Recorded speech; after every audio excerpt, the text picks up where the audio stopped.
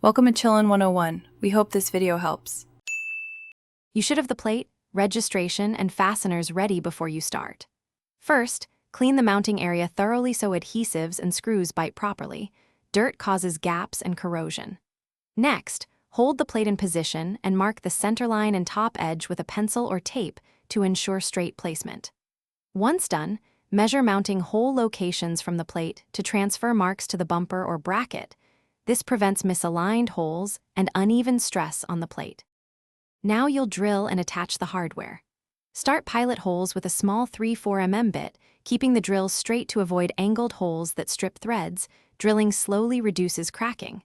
Fit rubber grommets or sealant in holes to keep water out. They also damp vibration.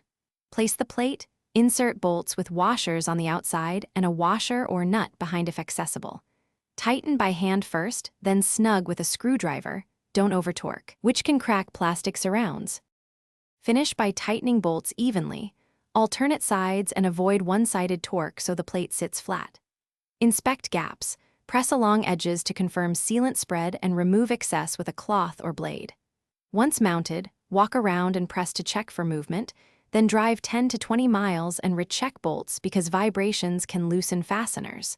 If you hear rattling later, stop and add a foam shim or replace rubber grommets. This prevents noise and protects paint from wear. Thanks for watching. Consider subscribing if we helped you.